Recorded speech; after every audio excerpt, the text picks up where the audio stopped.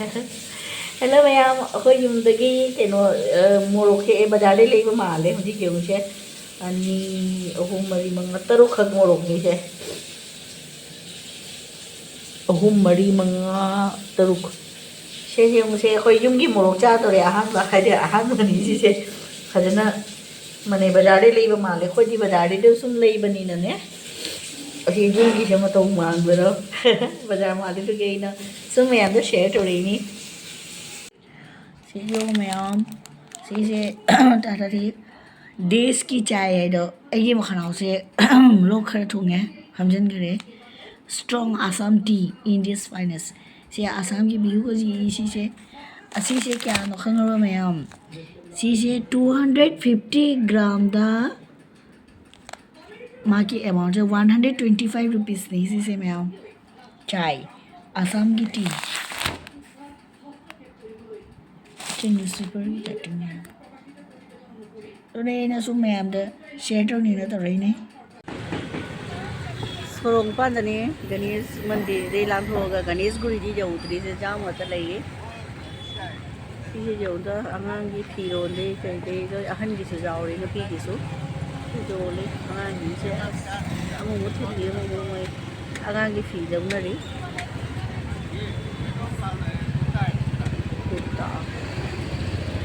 अब फोटो जो ले गणेश मंदिर लांग होगा गणेश गुरी जो उतरी मनाक सिगा सोलसो करी इजांग का जो ना भाई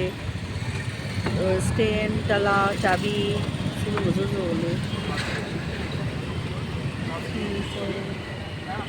मी जे सुमलाई सोलना चू हिंदू निगमी ना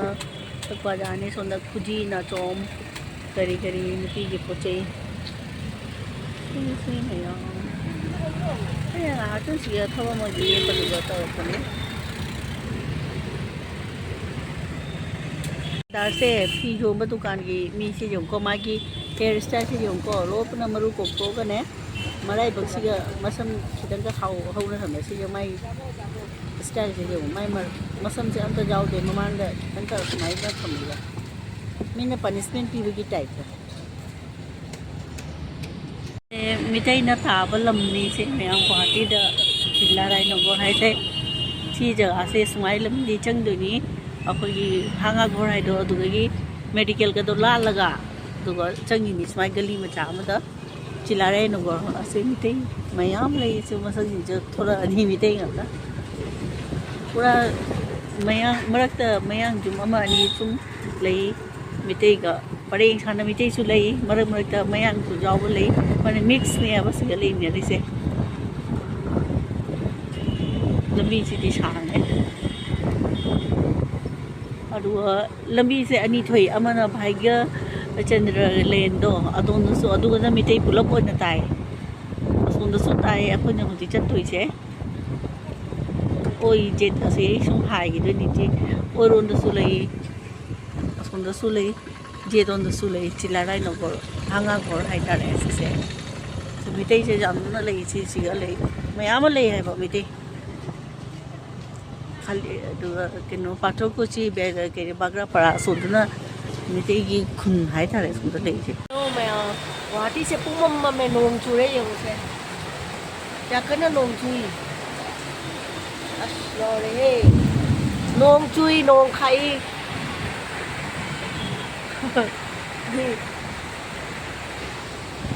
असलोरे पुमम में से गुवाहाटी नोंग कना चुरी में आम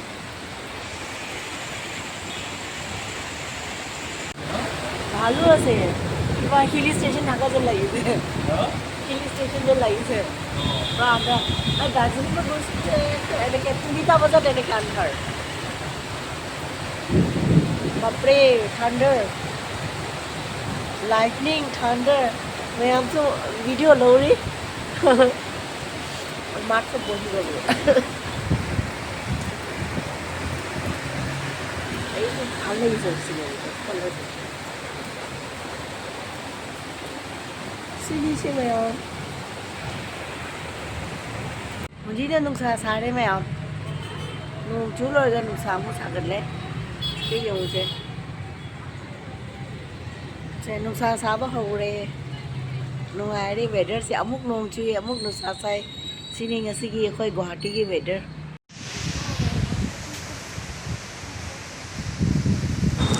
asina wo Lanka gi weather ni mayam se Assam se handa mafam pun mak tane smai nung sit kan na chui ban mane nung sit chu smai to re sini ri phajadra yo jubi pambi ne ki ne mayam pambi le se sini aina sum share thoning na thori ne mayam da su khanga ning na Lanka on da su jam na nung chi se Assam ki atopa district ama da hai tare da Guwahati de di thapini aduga su smai sum oi weather se imam na akhoi Guwahati da su pung mam murabani da hujik na mo yasi se jo Lanka ki weather se jo pura mam me as scenery di sum phajabani jogi aina sum share thori ni phajadra jo nong sitte ge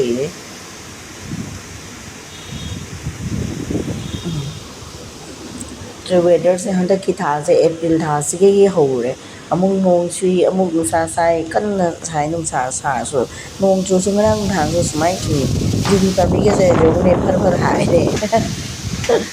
lori kyak kan na sikher no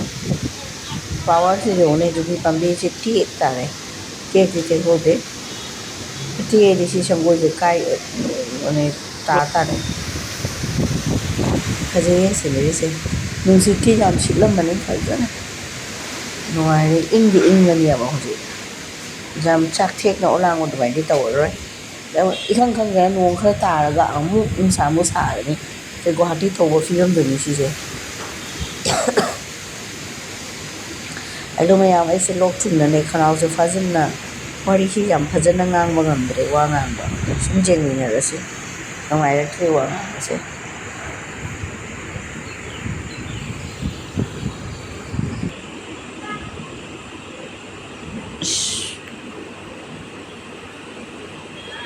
nature and natural beauty है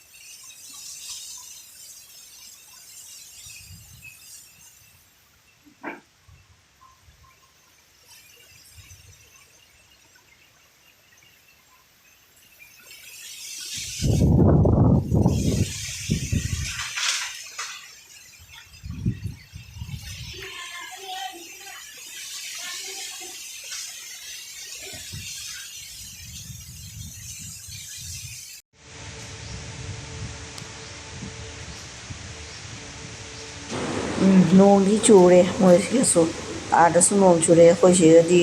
phare Guwahati da ka da kan na chure